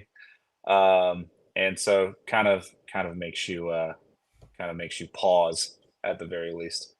Yeah, you're not wrong, man. Look, some people excited. I see Chiapet here in the chat. Some people on edge because they're not happy with how Disney has handled some of the Star Wars properties. And I understand both sides. Both sides. I'm gonna give it a shot. I'm okay. We'll see how this plays out. I enjoy Star Wars movies. I don't so much enjoy the comics. I feel like the comics are all over the place with so many things going on. Especially you have Marvel handling some, you got Dark Horse and all that stuff. So it's kind of where I throw in the towel. It's But hard to keep up with. it really is. But when it comes to the movies, I will give this a shot. Although I'm gonna go into it with low expectations. It's just based off of some of the things. Andor, bring on more Andor. I'm all for that. Like I really enjoy Andor. Yeah, I'm kind of the Andor stuff is that's the blueprint. Build it like that. And things will work. I mean, I've one of the opinion that Rogue One's probably it's actually my favorite Star Wars movie. It has nothing to do with a Skywalker. It's just a great movie. So hopefully optimistic. I mean, hopeful, but very cautiously optimistic. Exactly. Well said. Couldn't agree more. But anyways, very sad news, guys. Actor and horror icon Tony Todd, who recently gave voice to Venom in Marvel's Spider-Man 2, passed away this week at the age of 69. Ironically, it's episode 69 tonight, and I don't know, that lines up very strangely, but yeah, man, dude, big actor, voice, and also in live action. Everybody knows Candyman. I think this is where he's most known for. Um, he was even in Star Trek, dude. A lot of Star Trek actually. He was a recurring character in Next Generation and in Deep Space Nine. He played a Klingon named Kern, and he actually had he was in an episode that swear is probably the best episode of Star Trek ever, called The Visitor in Deep Space Nine, where Yeah, he plays an older version of a kid in the show, and it will absolutely punch you in the gut if you watch it. It is an insanely good episode of television. So, and it was the only episode that he was in as that character. It was awesome though.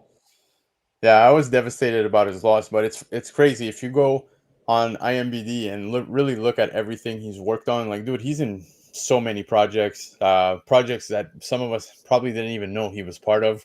Um, you know, you're talking Star Trek, even on the video game front, like he's voiced in Yeah. Call of Duty, he's voiced in so many games. He's done so much amazing work.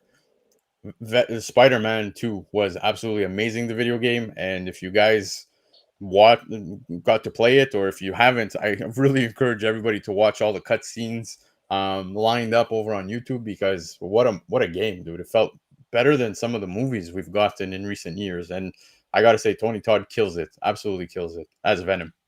Yeah, it's a huge loss. I mean, he's an absolute icon, and you literally never hear anything negative about the guy with people with their interactions with Tony. He's just an absolute awesome guy, and it's a huge loss. So definitely definitely feel for it for his family and his friends and his loved ones. So it's tough, Yeah.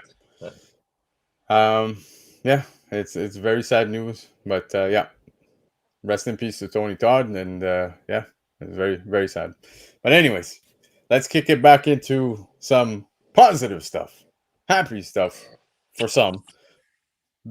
Barry Keoghan's Joker, rumored for new Batman movie and series after the Penguin's success.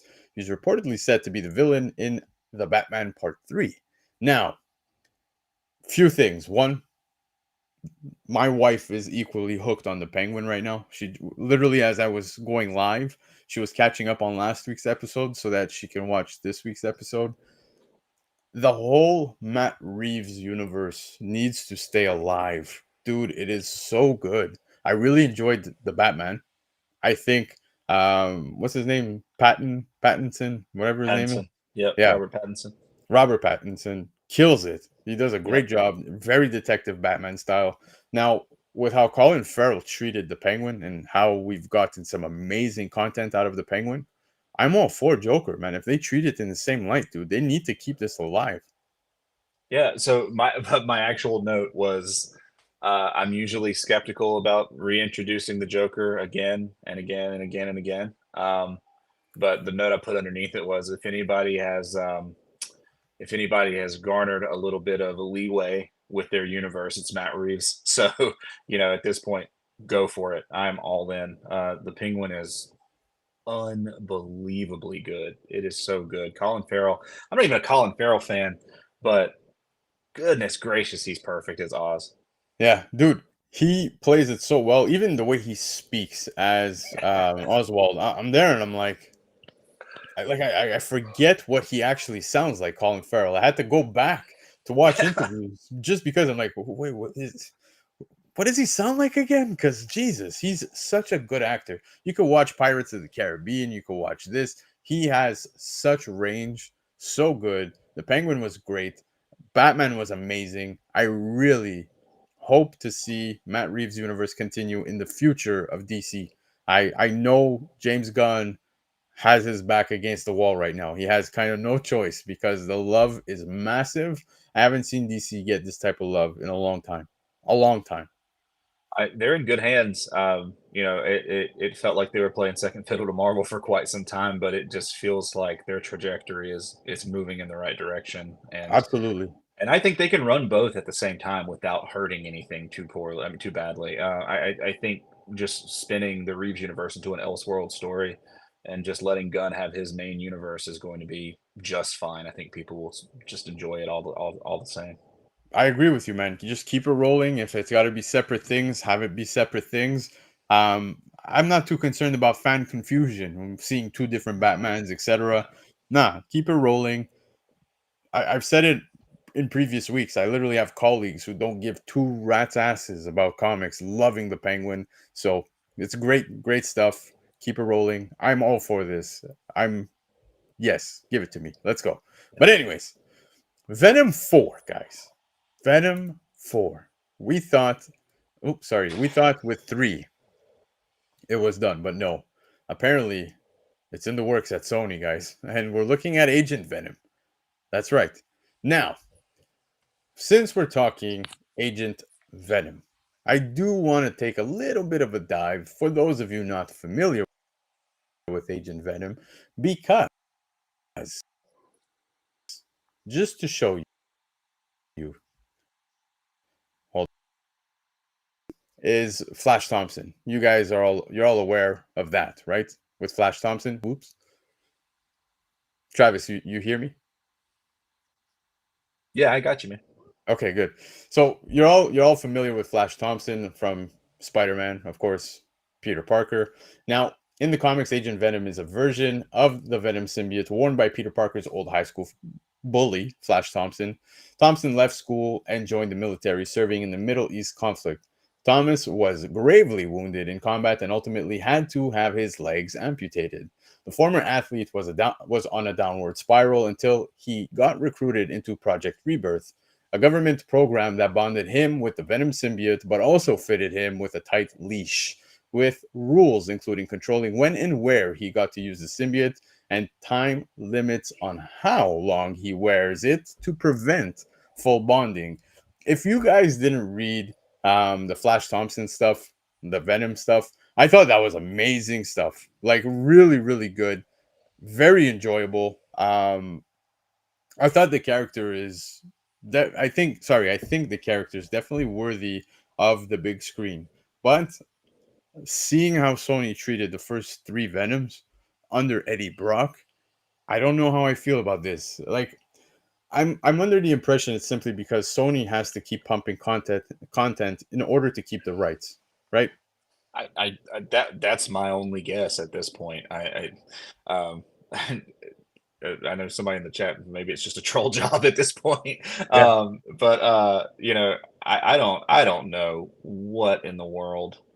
I don't know what direction they could go that you would want them to handle the introduction of another new character without it potentially becoming another Madam Web.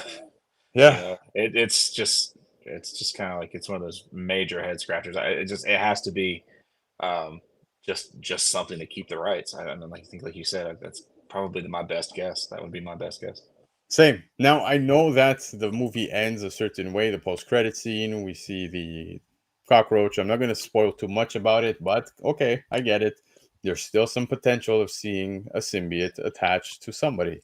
Now, I hope they treat this right because, like I said, the comics were absolutely phenomenal. I loved it. Do I trust Sony? I don't. I really don't. If they're doing this to keep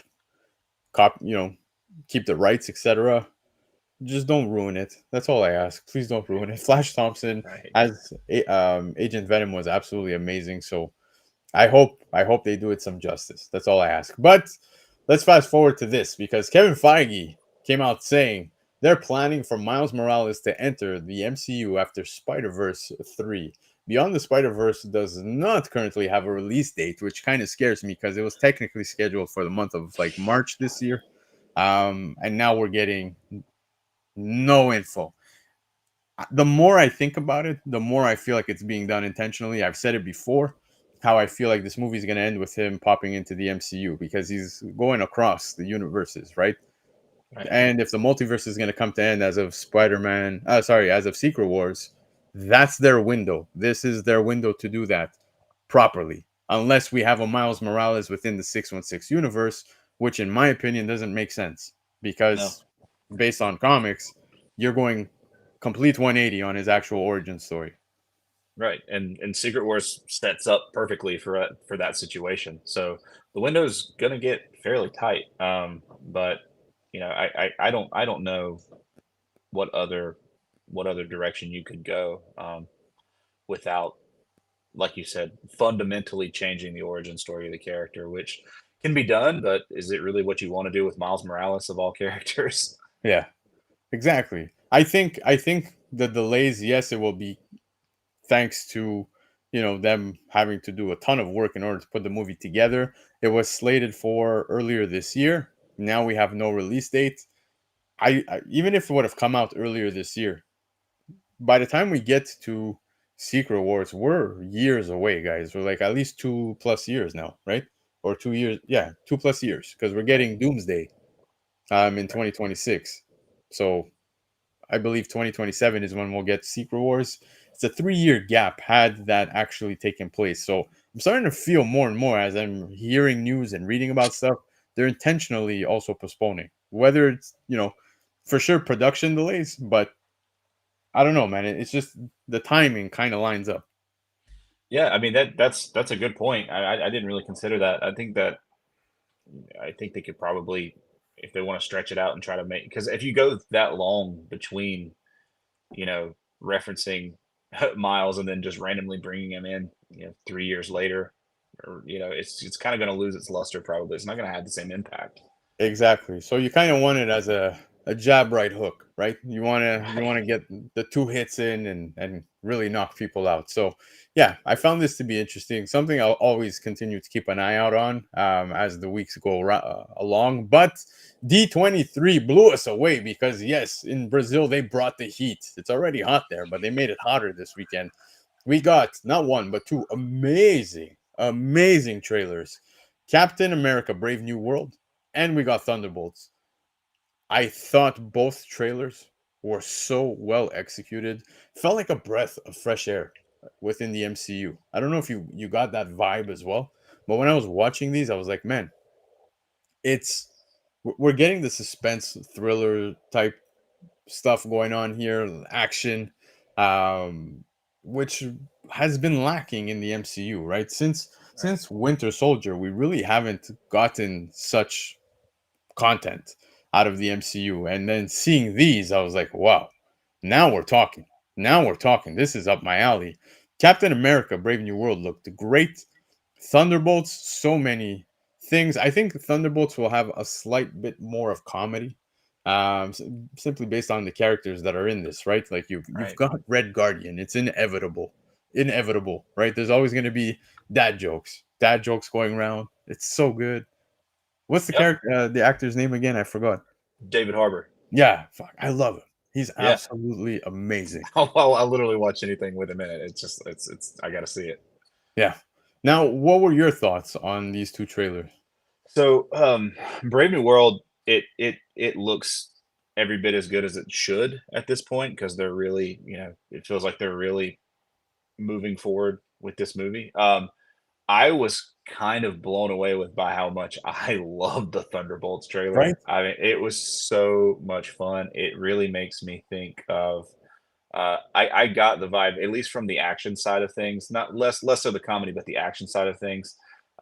It felt like Winter Soldier. It just, even the scenes, Yeah. the few little scenes that they put in the trailer, it felt like Winter Soldier again. And then you have the in Brave New World, it felt like there was that same kind of espionage, the spy stuff that you were also getting in Winter Soldier. So what you're saying is um, dead on. I mean, I think you're all over it. I think it feels like I think the best thing about what made Winter Soldier such a great film is that film could have worked outside of the MCU. I mean, like, it literally, you could Yeah. have changed the characters' names and it would have been a great spy movie. Yeah. Like, so they can do this really well, and I think these two will set that up perfectly. I think they're going to be. I think they're going to be great. I think it's going to be wonderful.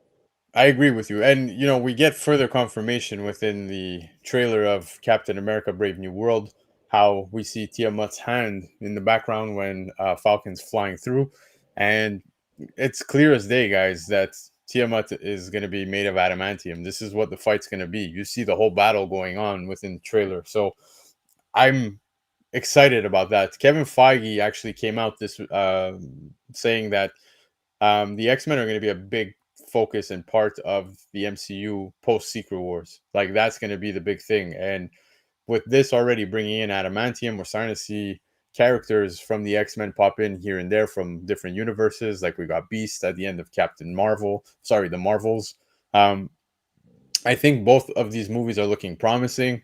I'm excited, exactly like you said, with the whole stuff regarding the action thrillers, etc. But yeah, Brian McClay is in the house, guys. Show some love to Brian. Beyond Wednesdays, if you guys are not already subscribed, which I would be very surprised, guys, please go show some love. Brian gave you a shout out earlier today in the show. Since you're here, I'm actually going to bring it back up. Sorry, guys. We're going to take a timeout just for Brian. Just for Brian, because he deserves it. He deserves it. Brian, I know you're doing covers, best covers of 2024. Now, we got to talk some of the covers that are available on FOC this week. So I just want to show you one, if that's okay with you, Brian. I just want to show you one. My opinion, this deserves to be there. It needs to be there. Transformers issue 15, the 1 in 100 incentive. Brian, please consider it. Consider it. It's sick, dude. Absolutely sick. Love this cover. But yeah, guys, show some love to Brian McClay. Had a great show, as always, last night over on his channel with the crew. So if you missed it, go catch the replay. Now, back to the hot topics, because we were just talking the Winter Soldier and stuff like not Winter Soldier, sorry, Thunderbolts and Captain America Brave New World. Absolutely amazing. Absolutely amazing. Love them both. So I'm hyped. I'm hyped. Now, let's get into some other stuff. Oh, actually, wait. Yeah, it's true. Michael Baker brought up the fact that the poster is actually an homage to Captain America 230. I had it ready for you, sir. The book's already starting to spike on the secondary market. You're seeing sales already at like $50 American. So it started. It's crazy. The MCU just pumps that little bit of adrenaline. They show you something like this in your face.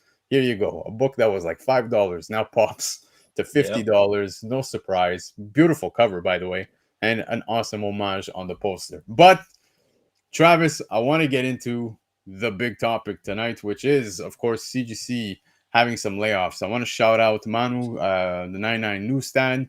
Shout out to Swagahaz. Shout out to Brian McClay. Shout out to everybody who has been covering this since the news dropped. It's very concerning. If you're a slab collector, we'll dive into this. But just to give you a little gist of what's going on here, the layoffs are apparently in the double digits. So CGC Mike in the forums, if you guys are active in the CGC forums, you'll know exactly who CGC Mike is. He's a moderator within the forums, and it's always fun to see him go back and forth with some people. But the 99 Newsstand was saying, I'm hearing that CGC just fired a bunch of employees, some that have been there for a very long time, like CGC forum moderator Michael Greenwood, which is known as CGC Mike. Why the shakeup? I don't know, but I've got some guesses. I'll keep them to myself for now. That was said by 99 Newsstand. But what I found interesting is Swaggo has dropped a video. If you guys haven't seen it yet, please, I encourage everybody to go check it out. But we'll dive into it just a little bit. There was a comment dropped here by the Potato 3510. I found this to be interesting. I don't know if it's true. Take it with a grain of salt. But the person said, "Look, I probably shouldn't be saying this. May not work for this company." And I can confirm there was a large amount of layoffs that happened all across the company yesterday. Meanwhile, they're forcing everyone to hit higher and higher quotas. Morale is terrible in there, and it's all upper and middle management's fault. They truly do not understand the comic community or how to make decisions for the best interests of the employees or the customers. Not to mention the amount of employees that that have never even been to a comic shop, let alone read a single book, that continually damage books because CGC is too busy dealing with their multitude of QC problems to actually train anyone on the proper handling of books. Time out. That, if true, one, it's very concerning, but kind of answers quite a few questions on some of the things we've seen as practices. Books we've gotten back from CGC. Hey, what the hell? I sent in this book that tick wasn't there before. What happened? Right? All these things, very concerning. But anyways, also the place is crawling with miserable people who constantly talk trash about the customers and actively hold resentment towards all of them for making them actually do their job. Okay. I mean, people complain at all their jobs. If you're not happy, get the hell get out of there. And don't even get me started on the terrible popularity contest system they have for being promoted. You could be the best worker in that building, but if you haven't kissed at least 12 people's asses, you are getting nowhere. So if you ever wondered why your books got damaged or you got the wrong information on a label, it's probably because the people verifying these books don't actually know jack dick about comics. They are just buddy with the people who handle the promotions. Hope this gave some insight. Please do not blame me. I only started there recently and I've been nothing but disgusted. I thought it would be a nice way to make a living surrounding myself with things that bring me the most joy, but it's been a nightmare. I just love comics, man, and it's so sad to see what's going on. Sorry to everyone who lost their jobs. I didn't, at least until someone finds this comment, but my heart goes out to all of those that did. It's not fair. Normal people have to suffer for consequences of three dudes, a lady who have their heads so far up their ass they can't see what's happening in their company. Ouch. This is a huge comment that was dropped within the video. Subscribe to Swaggle House, by the way, guys. I'm sure most of you are already, but it's very concerning from CGC. First, the layoffs. I want to talk a bit about this comment that was dropped and hear your take on this. What do you think about this coming out of CGC in general? It's pretty damning. I mean, if it's true, I mean, obviously you always have to. There's a lot of very specific details in here, but it's pretty damning for something that's been an industry standard for so many years and is tasked with handling carefully handling, properly handling high value, high dollar items. This is a massive, massive, massive blow to that company, and no company ever wants their dirty laundry aired. But it seems like there are some deep-rooted cultural issues going on at CGC right now, and that is scary, especially for anyone who has been submitting books, because we know that there have been serious QC issues with CGC as of late. Just unbelievable amounts of QC issues. Yeah, it's absolutely nuts to see this even taking place at CGC, but it's also not shocking. Now, one thing Swag brings up, and you can find this in the CGC forum as well. There's a forum related to this entire discussion, but somebody by the name BC, I promise you guys, it wasn't me. Like, no, this is not me. The person lives in Ohio, apparently, but they ran the numbers for October 2024, and then and the CGC census addition rate per month is trending down below pre-COVID levels. Last month was only 50,266. This is from cgcdata.com, which tracks the number of CGC census additions per month, a decent approximation of the number of submissions processed per month. Now, the blue line that you're seeing there is actual. Orange line is 6-month moving average since December 2019. So if you look back at the 2019, you could see like now we had our peak within the COVID boom, right? And we're seeing a constant trend downwards almost. Like we see a little bump up here every now and then, but we're pretty much getting close to back to those numbers pre-COVID. So is it because collectors that entered the hobby during the pandemic have now left? You know what I mean? Are we seeing less collectors? Are people less trusting towards CGC with all the nonsense that's gone on? I myself have not sent a single book yet. I have my books with my presser and my cleaner. He still has not sent them off. In 2024, not one book. So that's my perspective. I just want to hold out because I'm not too fond of the things that I'm seeing as a collector, right? I'm collecting, I'm not flipping. So if you're going to damage my book, hell no, you're not getting my book. Yeah, no, I agree. I agree. I mean, and it's enough. I mean, this I know not everybody feels this way, but it's enough for me to look at, some of the other places. It's enough for me to say, I'm going to pause and I'm going to look into CBCS. I'm going to look into PSA, whoever, and at least consider it. I mean, whereas it used to be, stock standard. Oh yeah, I'm just going to go to CGC for this high value book. You just, it at least gives you a pause to make you consider going somewhere else with it, because if there's even a chance that you send a significantly high value book and there's a chance that it comes back in worse condition than when it left, I mean, it's enough to make you sick. That's brutal. Yeah. No, it's rough. It's absolutely rough. Now, of course, I see the chat already mentioning PSA. That's right. PSA is now entering the game in 2025. It makes me wonder, are they still willing now to go balls to the wall when they see, like, okay, if this is what's happening at CGC, is the future looking bright for PSA? It could go one of two directions. Either it's gonna boom because people are excited, they finally have an alternative with credibility, which I think they have to earn that credibility. I know they have it within sports cards. We shall see when it comes to comics, but it is interesting to see the drop, and it's quite significant. Now, it's not so much because JT, I see you. It's not so much politics. I'm talking from a collective perspective, right?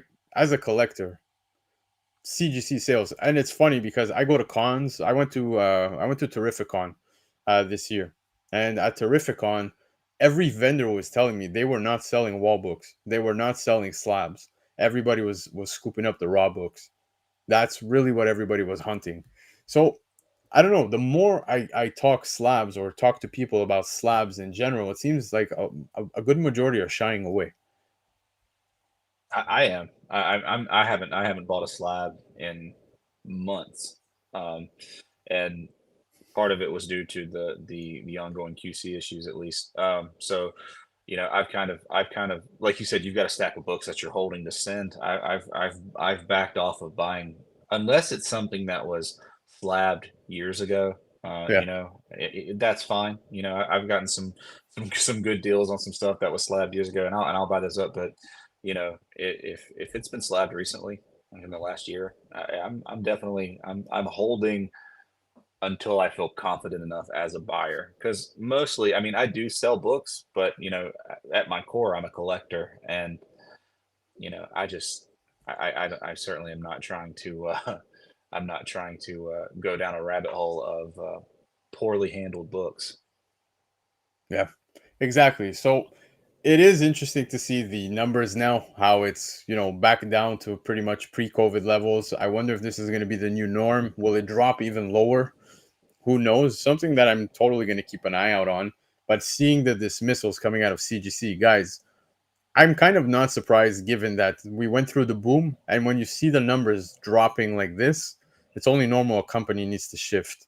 And unfortunately, that means heads are going to roll, man. So for the guy who's saying that this is the culture within CGC that he's dealing with, hey, if you want the job, roll with the punches. I don't know what to tell you. It's very unfortunate to hear that, but that pretty much happens almost everywhere. I know Right. many people that get by from, kissing ass. It is what it is. Yeah. But it is unfortunate. I'm curious to see what the future holds. PSA now entering the chat in the new year is going to be very interesting now, and it's something I'm totally going to be keeping an eye out for. And I just might send the books that I'm holding off on to PSA simply Right. because, right? Right. Yeah. I mean, in that instance, when this stuff started, my plan was I'm going to take a couple lower value books, something like in the lower range of whatever, and I'm going to send one book to PSA, two books to PSA, one book to CBCS. I mean, I've done stuff with CBCS before, and they're fine, but checking out PSA, and then if it's great, then they'll get the business, they'll get the bulk of the stuff. So Yeah. until it's interesting because it always felt like nobody could step in and really push CGC around in this market sector, but they're kind of doing it themselves at this point. Yeah. Exactly, man. But anyways, very sad. We shall see where this goes. Amadi saying I'm sending to PSA ASAP, and then you got Leftero saying that he just purchased 10 CGC slabs, which he's not lying. I saw them, and submitted about 100. This segment now ruined his night. I apologize. Sorry, Lefty. Yeah, nothing, nothing but love. Best of luck to you on those slabs. But guys, that was the show. Travis, for your YouTube debut, man, you crushed it. The guy behind the scenes at Covrprice, writing those awesome articles with the rest of the awesome people that do so every week. Including Lefteros, who's here in the chat, making sure he covers New Comic Book Day. He's also always got a small segment over on the Shakers, so keep an eye out for that. But yeah, so many awesome people, including yourself, especially yourself. And dude, I'm grateful to have met you, man. You crushed it tonight. Thanks, man. I appreciate it. Thank you for having me on. It's been awesome. It's been just super cool. So I appreciate it. It's an honor. There you go. So guys, when you're reading those articles, always look for Travis. There you go. If you see Travis MILLSAPS, you know exactly now who is writing those articles. And dude, we're always thankful and grateful for you. You really put in the work. The write-ups are always very detailed, very informative, and sometimes tongue twisting. I will say that. So please stop that. Stop that. Oh, they're 100% getting harder now. This is happening. But before I announce something, because chat, I do want to have a discussion with you. Travis, do you have anything up and coming for yourself? Not really, man. It's pretty. Things are moving along at a nice steady pace right now. So just going to keep doing my thing over at Covrprice, and yeah, just look forward to the Shaker shows, and of course being here every Sunday. So not a whole lot going on my side. Well, I hope that this is the beginning of seeing your face a little more on YouTube, because you absolutely killed it. Chat, I wanted to bring up something, because I'm not sure if you guys see it over on your side, but if you now on YouTube, what content creators can do is set goals for super chats. Now, I don't want your money. I have an idea. Since myself and Lefteros are covering the FOC portions every week for you guys, what I was thinking of doing is we can set a goal. Let's say $5. It'll get you an entry. I'm not going to keep a single penny. It's all coming back to you guys. What I want to do is maybe every week from the FOC list, pick the spec books of the month that I think are spec worthy of having within your collection, buy them up for you guys, and then we do a raffle every month. So let's say we set a benchmark of $50 for the month of December. All the FOC weeks of the month of December, once we hit $50, I'll order $50 worth of books, send it your way. So whoever wins it. So I think it could be fun. Just something to do with engagement and really just give back to you guys, because you've been rocking for 69 episodes. Like I said, I don't want a single penny. I don't want to make any money off of you guys. I want you guys to just enjoy being here. So it's an idea. Let me know what you think. Comment below if you're catching the replay. And yeah, Travis, I will be joining the Shakers, of course, on Thursday. So keep an eye out for that. Please go subscribe to Covrprice over on YouTube, and hear me mess up Travis's write-ups every Thursday. You're gonna get one. It's inevitable. Yeah, it is inevitable. But guys, thank you so much for tuning in tonight. Do yourselves a favor. Go catch the latest episode of Penguin immediately, because, man, that's what I'm doing. Travis, have yourself... Oh, yes, Michael Schwartz. Yeah, spend it all on Armored. I will include a copy of Armored, because you guys should totally be reading that. It's amazing. Have yourselves a great week, guys. I'll catch you next Sunday. Adios!